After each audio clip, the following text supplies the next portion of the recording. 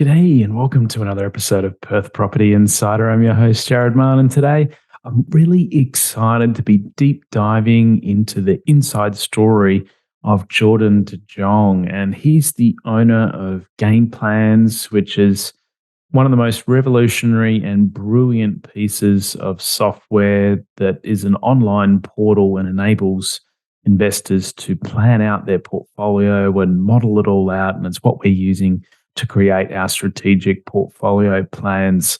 So, in this part one of the story, we're going into his personal investing and the lessons learned, experiences that he's had along the way. And he's also learned a lot personally from dealing and helping with hundreds and hundreds of bond plans for other investors as well.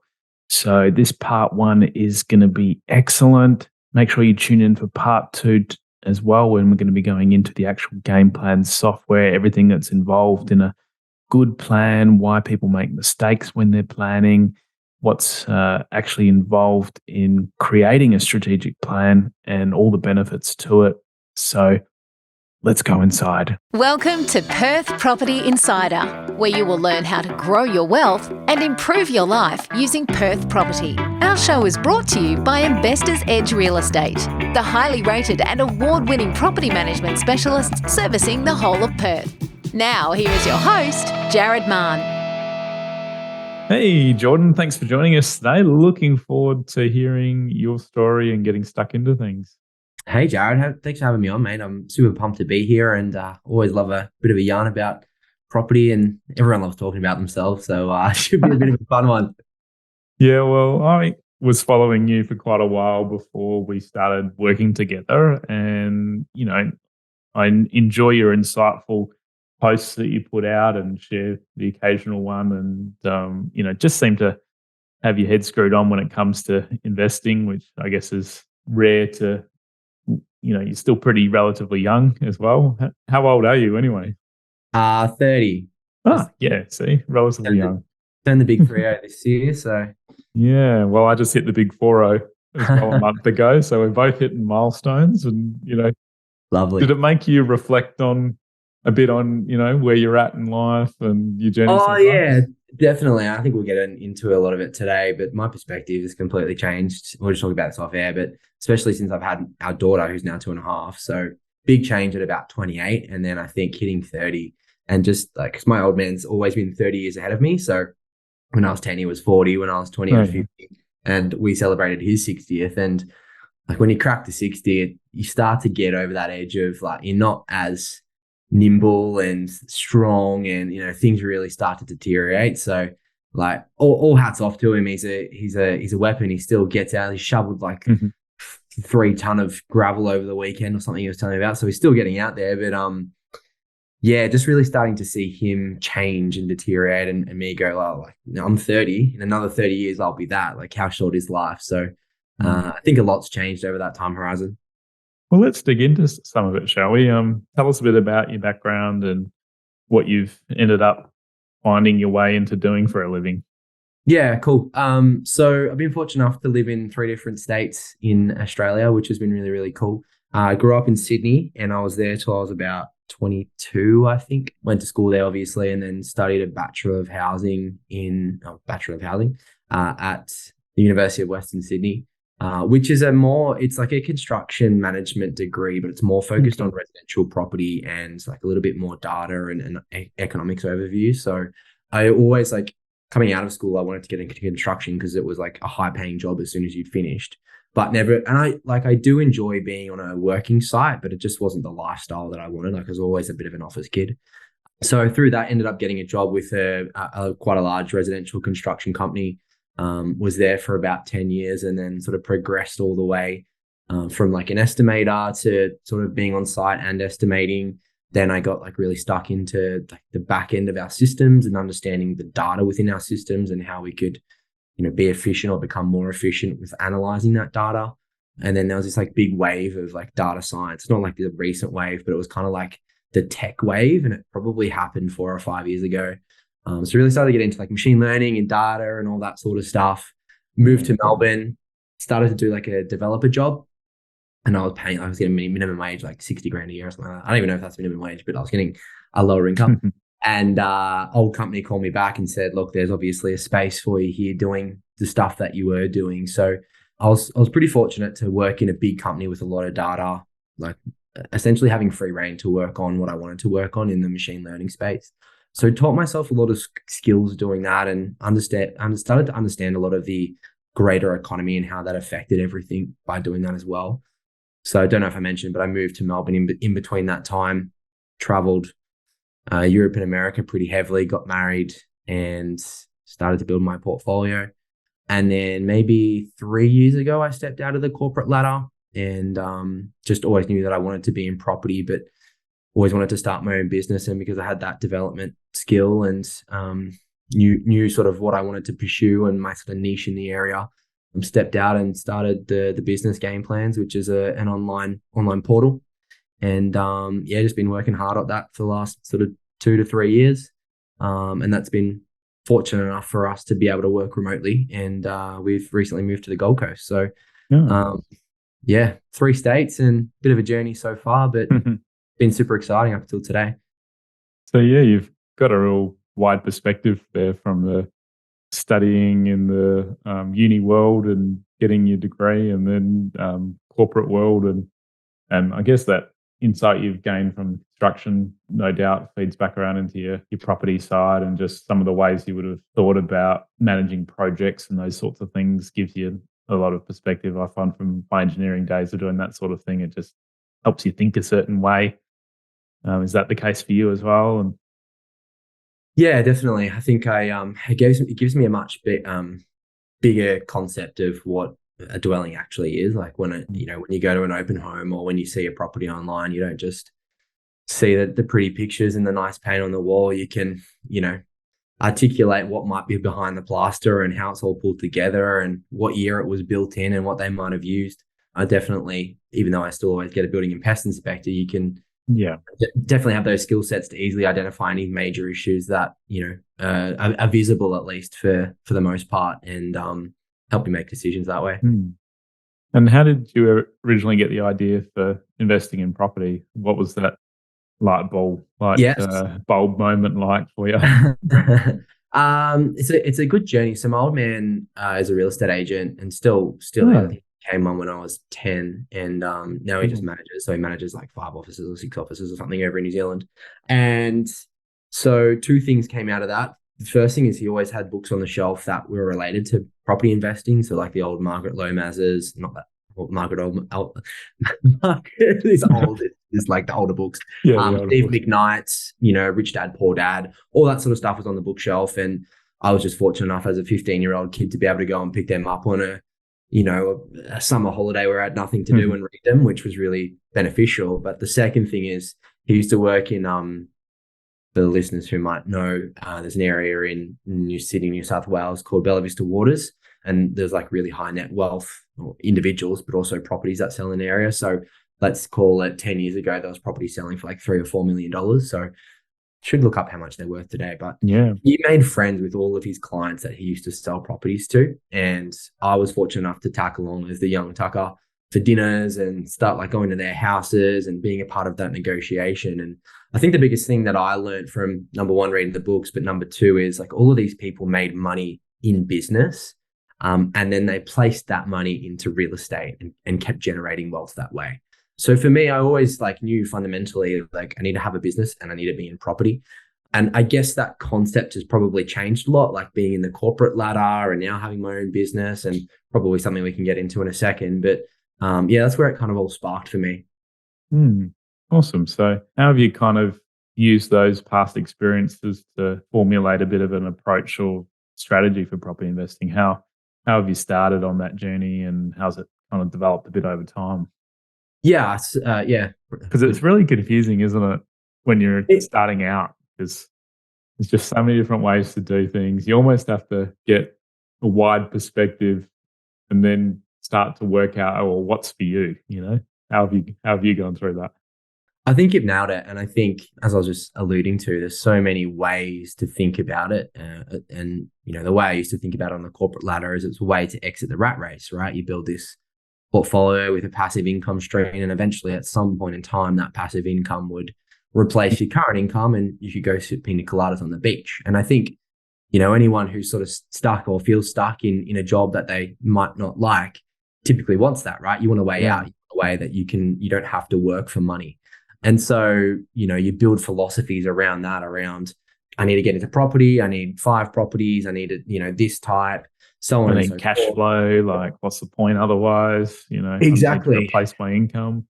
Exactly. And so it's probably not up until I've maybe the last 12 to 6 months now I've spoken to probably, I don't know, at least 5,000 investors over the course of working with everyone, that I've come to realize that everyone really is different. And I think a lot of people come with that perception of that's what I need to do, but they don't put context around what their actual goal is or what they actually want out of their portfolio. It's as simple as if you don't enjoy your job and you want to build a portfolio that's going to take you 25 years to pay down, but you've got to work a job you don't enjoy for 25 years. Well, that's not really a life worth living, right? So I think it's really identifying what you want every day and then working in a portfolio that's going to work around that for you so you can enjoy every day, but also still build that longer term wealth and that passive income so that one day you can decide if you want to continue to work in a job that you are enjoying, or decide, you want to go down to 2 days or 3 days or something like that. And I know, I used to hear this concept of everyone's different and everyone's unique and there's no one perfect strategy.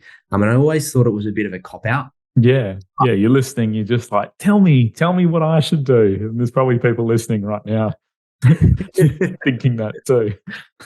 Exactly. And it used to really, really frustrate me. And there's, I think if you feel like that, there is no real simple answer. There's no one plan that fits everyone. Everyone is really unique. Everyone wants something really different out of life. Some people are happy to sacrifice for their kids for 10 or 20 years so they have a better life than they did. And other people are like, look, my kid, even if I'm earning 200 or 300K worth of passive income and it comes at the cost of growth, my kids are going to enjoy that 200 or 300 passive income anyway when I pass. So everyone really has a different perspective of life. Everyone's grown up in a different environment and been taught different things and have unique appearances. So it's really the reverse engineering that down to what your ideal lifestyle looks like and then fitting a plan around the ideal outcome around that. And we've all got different levels of cash flow that we can handle and an ability to save and contribute to that investing. It's no point buying a high-end, high-growth property that's going to be shortfalling, too much, and you have to sell it 6 months later if you haven't thought through it all. And then likewise, if you can afford the higher growth properties and you don't need the cash flow now, doesn't it make sense to, and you're happy in your job, you can probably then look more towards the growth. And I'm pretty skeptical these days when I listen to anyone that's just, here's the one magic bullet, here's the one size that fits all, and you have to look a little deeper. And I'd be very skeptical. Has that been your experience as you look around the landscapes too now that you've got this wider perspective? Mate, the amount of conversations I've had with people who want 10 properties in 10 minutes or 10 weeks or 10 months or 10 years is hilarious. It's unfortunately it's a really good headline. It's a really good sales pitch, and I think so much of that, we get so caught up on that because a lot of people out there will sell that dream of retire now and live your ideal lifestyle. You can do it in 5 years by buying 5 properties. It works really well because it's emotionally what we want. We're trying to get out of this rat race, right? So it's we what want we want. simplicity. We want, give me the simple instructions to follow. It draws it to us, but it's, it really is a sales pitch. And I know heaps of people that have done it. I've seen them be super successful. I've seen them do it in a short amount of time frame. It definitely can be done. It's not that it can be done, yeah. But in most cases, those guys have got businesses that are generating $1 million or $2 million a year. They can go out and buy, a $5 or $6 million portfolio off the back. They get the right people in front of them that help them buy the right assets. So they'll pay for professional advice. And that's the ironic thing. The people that almost need the advice the most aren't willing to pay for it. And then therefore their results suffer until such time that they've got enough behind them or they make enough mistakes. I don't know if you've had the mistakes on your journey as well. Oh, definitely. There's been heaps of mistakes, and I'll keen to. Yeah, we'll take us through a bit of the journey so far. Yeah, cool. More of that. Well, if it's just the property journey, and I think you guys will be probably pretty surprised. The biggest outcome from what I want to do today is demonstrate that I preach what I say. So if we go back, I'm in Melbourne. I've always known that property was a thing. I was on the corporate ladder, probably earning less than, I don't know, 70K until this point in time. So bought my first property in 2016, which is when we got married. I think we settled like a week or two before we got married. It was a first family home. It wasn't off the plan, but it's essentially a brand new townhouse in an area that's probably like 20-kilometer radius within the Melbourne CBD.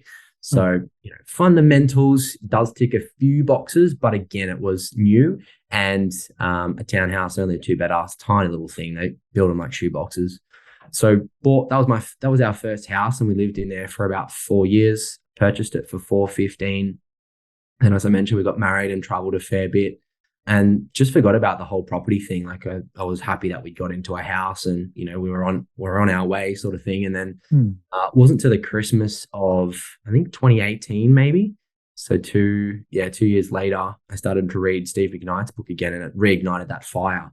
And I just never looked at my property, but realized that I had a bit of equity in there, and had the potential to go again. So bought another one in 2019 for $480. And then I was in that heat of the moment. Like Steve McKnight's got 320 properties in X amount of years, right? So I felt like I had to do that. And that was back to your point, like I wasn't paying for education. I was reading a book that was 20 years old that gave me a false reality of what building a portfolio looks like in today's economy.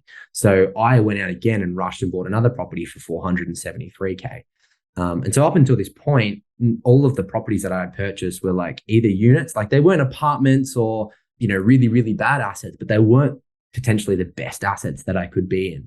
So my first asset was $415, second in 2019 was $480. And then I rushed again in 2020 and bought another one for $473. And the funny thing is, and this is what I'm sort of meaning when I when I preach, is I rushed out and bought subpar quality assets. Now the fundamentals were still there. They were all, 15, 20 radius of the CBD. High density. I'm gathering high density, high land components. It wasn't. You didn't buy any apartments or anything in the mix. Didn't buy any apartments. Yep. They're all in blocks of like less than 4 or 5. High land component. They're on the ground, so they did have like a little bit of a backyard and all that sort of stuff. They've actually performed well. Like it's not like they're bad assets necessarily, but I guess the biggest thing is if I had just stopped and even those 2 purchases in 2019 and 2020, if I had instead spent $900K on a really, really good quality property, then I probably would be in a better position than I am today. And so by preaching where I am, and I'll sort of walk you through the value of my portfolio today, but preaching what I mean today is I stopped at that point. I stopped investing. I started a business. And when you start a business, you need 2 years worth of taxable income to be able to purchase again. But given that mistake that I made, not that it was a mistake, but I knew that I could have done better. What I've actually done now is just stopped. I've saved everything that I possibly could. I've just extracted all of the equity that I possibly could. And now I'm about to go out and buy our big family home for about $2.5 million. And so I'm really happy that we're in that position to be able to go out and buy that. Now that's going to be, the foundation of our asset. It's going to be where we live. It's going to be probably the biggest wealth generator within our portfolio. And then I'm going to transition to sort of higher income assets as I start to go along. So that's what I mean. I could have easily, I have been pre-approved this whole time because I go through a private banking, which I've been fortunate enough to get access to.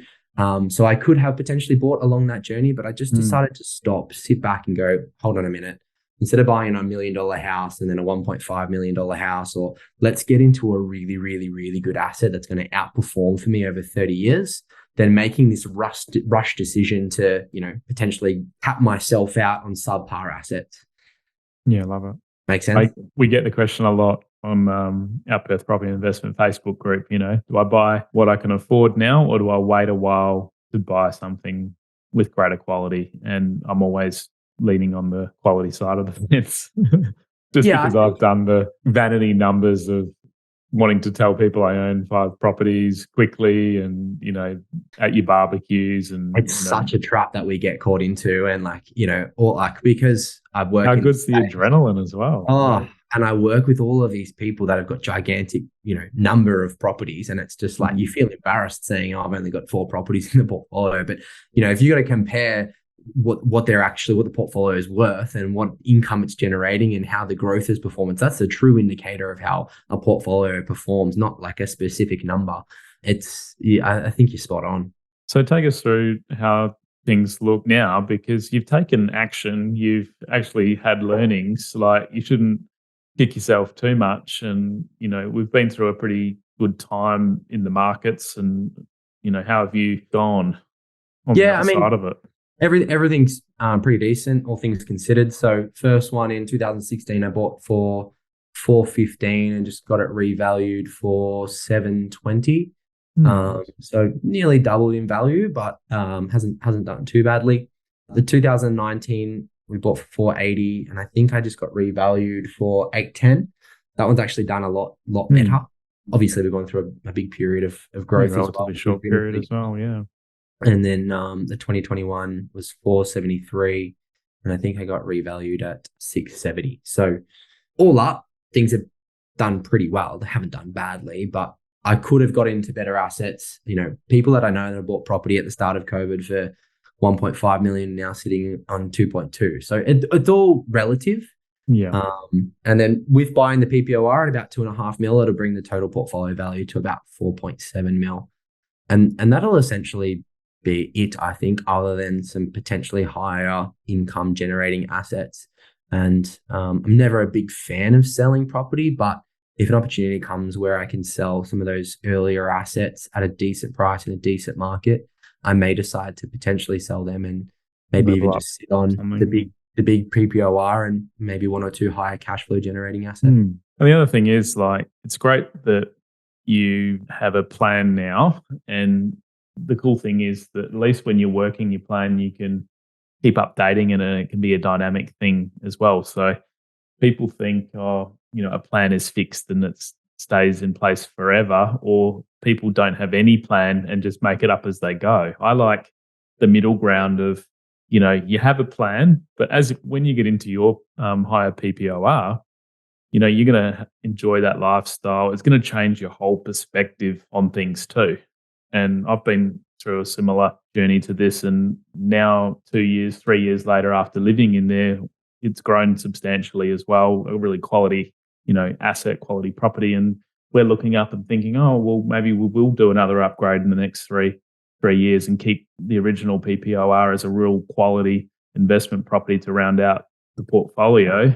And your equity gives you choices as to if you want to do that or not. You don't have to, but it's like, yeah, your kids as well come on the scene, and it's like, oh, we need to worry about schools and other things. So, and that's there's 2 really key components that you brought up there. Is like, you go through so many different life stages, and your wants and needs and desires will change in every one of those life stages. In fact, they'll probably change multiple times within those life stages. And that is why it is so important to update and change your plan when things come along.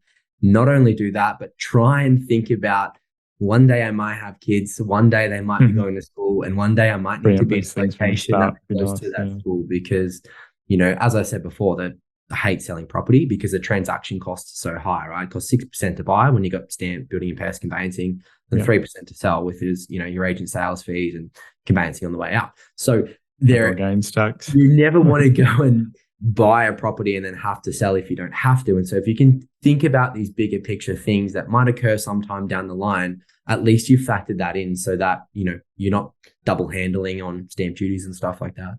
And the other thing I've found in starting to really work through people's plans is that you can look at building a bit of a mix in your portfolio as well. Just because these weren't the highest quality of assets, you bought them in a good timing, which may or may not have been accidental or on purpose, but, that's really worked out for you.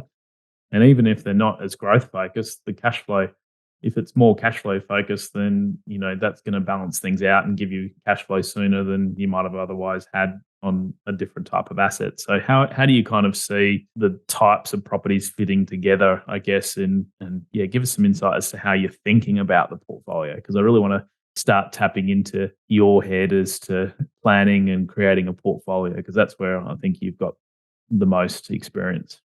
Yeah, definitely. Well, I mean, if you just break it down, like in terms of, I'll work through like a generic scenario and then I'll walk through my own. So in terms of like a typical scenario, the way that we generally approach it, and again, I know everyone's different, but if you're looking for that the generalities to start, 5 properties in 5 years, perfect scenario, this is something you can think about. But there's 3 stages that we go through. The first one is what we call foundation, where we're really looking to get into those assets that are going to set the base to the portfolio. These are generally higher quality assets that are going to build equity for you. Now, the reason we want equity first is because typically the property market will grow at a faster rate than you can save, or at a faster rate than your income grows. So on that point before, when we're talking about, do we buy what we can now or wait for something a little bit better? If you know that you're going to be on the same sort of income and saving the same amount of rates, sometimes it is better to get into an asset that will help advance you. But if they're take too long, if you're projecting forward and it's like, to do that better purchase, I have to wait 5 years. Well, that time is opportunity cost as well, isn't it? Oh, spot on. And if you're, in your young 20s and got that mindset of I really want to, get into the property market like I was, typically your income is going to drastically increase within that decade. And so you might be going through that period of like, you might be earning, let's say 80K a year, and you're just trying to save 30K a year out of that. And you're scrimping every dollar, you're being really conservative. But in 2 or 3 years, you might be earning 120K and be able to save, 60K of that. And so, have a think about those changes that are going to come through that'll help you to make that decision on, do we buy now and help us grow, or income's going to increase, savings going to increase, let's wait and get into a better asset. But we go for growth because we want to build that equity. And what we do with that equity is extract it in the form of borrowable equity. So we refinance those loans back to an 80% LVR, preferably, pull out the difference of what your current loan is and what that new loan is going to be. And we get that as an equity loan. And then we use a combination of that and savings to then go and buy the second property. Now, fundamentally, you want to stay growth focused the whole way through, because if that's your goal, because generally growth always outstrips and outperforms. If the goal is to retire in 15 years, there is a case to potentially go for higher cash flow, but that's a bigger conversation.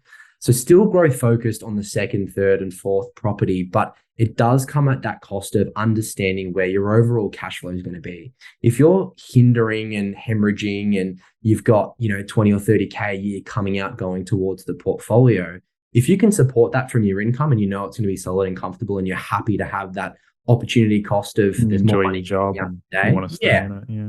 For sure, go and do that, because you're going to have a much better outcome in 30 years. However, if you are in that position of maybe not enjoying the job, maybe you want to switch companies, maybe you want to travel a little bit, maybe do some things a little bit later on, there is a good case to say, okay, let's still stay growth focused, but maybe let's target some areas that have a little bit higher of a yield, maybe 4.5%, 5% or something like that. Now, typically it's funny hearing you say those percents when we're in Perth, and that would be a pretty low yield here. So maybe come and buy in Perth. Exactly. Well, so that's an option, isn't it? Yeah. To be fair, there's lots of professionals that I know that are buying in Perth right now. So it's a really good case in point. And so what that'll allow you to do is not make sure that you're paying 20 or 30 grand towards a portfolio. It might keep it within that sort of 10K range, or a bit more manageable right now. But if interest rates come down in 2 or 3 years, then you might even be slightly positive in a short amount of time period. And that just allows you to continue to build the momentum within the portfolio. So we call those, property number 2 to 3 or 4 momentum. And then finally, generally what we want to do is max out the borrowing capacity with those types of assets. So we're fully maxed out. We can't borrow anymore. And then we move into purely passive income focused assets. And typically that comes in the form of either like a commercial property, or you might, be real risk adverse or real risky and want to buy something that's like multiple room housing, or go for an Airbnb strategy or something like that. And the reason we typically go for commercial is because you can get different types of lending. There's lease stock loans or other forms of lending that we can get that, the debt or the repayment on the debt's just assessed by the lease on the asset. It might be a 5-year lease. They know what's going to come in. They know that you're going to be able to make the repayment, so they're happy to sign the lease. And then there's other ways, you can get lending as well. So want to max out our borrowing capacity on the best quality assets that we can, that are going to have a good growth outcome if the idea is to be as wealthy as possible. And then start to transition to those higher passive income assets as we get into those later stages of life. And, we want to combat some of those higher expenses of the bigger portfolio coming in. And I guess if you are buying a more cash flow focused property, and even your original properties over time, those rents are compounding and, adding up to taking the portfolio to being more positive as well. So time, I used to think time was just about what it does for your growth, right?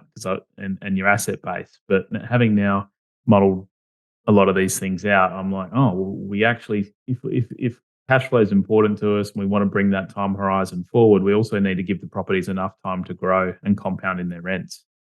So that time, exactly. And I think, you can't short circuit it either. It's like you can't just say, oh, I want to do my replace my income in 3 years or 5 years. It's so much harder if you have a longer time horizon, then the rents compound up.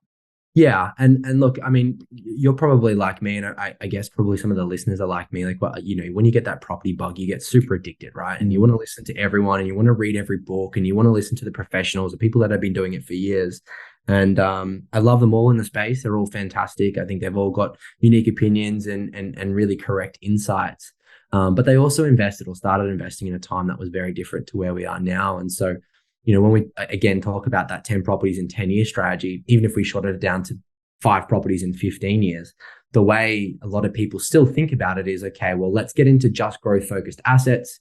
We'll let those asset base grow over 10 or 15 years. Then we'll sell half of the assets and then use the funds to pay down the debt. The problem is with that strategy, I mean, you can still do it with like 5 properties maybe, but the problem is they used to be able to do it with 10, right? You buy 10, sell 5, then you'd have 5 left, and you still have enough passive income. The problem today is if you buy 5 and you sell 2, well, the other remaining 3 typically won't have enough passive income to support you in that later stage of life. So you really do need to build a very specific portfolio for your specific outcome that's going to ride and allow you to take that journey as you start to go along and be on top of all of these changes that are happening in the world that we are today. We used to be able to lend in different entities and lend in different environments, and it was a lot looser back in the day, where now it's very specific. We can only borrow multiplier of your income, borrowing it 10 times was pretty normal. Exactly. These days, if you want to be able to refinance and you want to stay within the boxes, going probably more than 6 times is a bit of a risk. And even though, there's banks that still do 8 times, 10 times, you have to think about that portability as well, especially lately when we've seen, people come off of fixed rates. They're on a variable and a non-discounted variable, right? So paying higher than normal. And then if their property's taken a little dip in the meantime, or something's happened, or they've got a larger borrowing that exceeds that portability around to other lenders, then they're struggling to refinance. So that refinancing piece is pretty important as well as things change. Oh, so important. If there's one thing that you take away from this, is property is a game of finance. And I saw that you got Stuart Weems on not too long ago. Yes. One of my favorites in the space. And if you haven't read his book, The Rules of the Lending Game, I'd highly recommend it. If there's anything that you need to learn about property, it's the finance space and getting that down packed. So have you got any key learnings or mistakes that stick out to take us through? At a high level, I guess if we just isolate my own portfolio, I rushed to buy whatever I could at whatever price point I could when I was young, when my income was going to significantly increase anyway in a short amount of time. I bought 2 properties that were in sort of close proximity to each other, maybe 10 kilometers. Not the worst thing to do in the world, but it takes away from that diversification piece. I've always been susceptible to that specific market that are quite close to each other. When it does well, they both do well. When it does poorly, they both do poorly. So you're not diversified around the country from that side of things. As I mentioned, I always kind of went for those units that are in the inner city 15-kilometer radius with higher land, which, listening to podcasts and reading books earlier on, based on the price point, that was still an okay thing to get in. But again, I would always prefer a much bigger block of land without strata that you can control and do whatever you want to, manufacture equity. I was limited from that side of things. You can do a renovation, but not a huge one. Well, thanks for joining us for part 1, Jordan, and taking us through your inside story so far. I'm really excited to be diving into part 2 on our next episode, where we're going to be going into your actual Gameplan software and what it involves and how it can help investors, as well as A lot of your learnings from dealing with hundreds and hundreds of clients and investors and the partners that you deal with that use the software, like myself. So we're going to be unpacking, what's involved in a good, clear plan. Why do investors make so many mistakes when it comes to creating a plan? Why do a lot of investors not even have a plan? And then we look into what a good plan involves and what it looks like and how it can benefit you and how we can help with the whole process. So very excited about part 2 next time. I'll catch you on the next episode. Just a reminder, the information discussed in this podcast is general in nature. As we don't know your specific situation, you should always seek professional advice before taking any action. For free market reports on your suburbs of interest and other helpful resources to grow your wealth, make sure you join my property investor update at investorsedge.com.au/join. And finally, make sure you're a member of our Perth Property Investment Facebook group to be part of the conversation with other like-minded investors, get help to your questions, and get a feel for what's going on out there in the market. I'll see you in the group.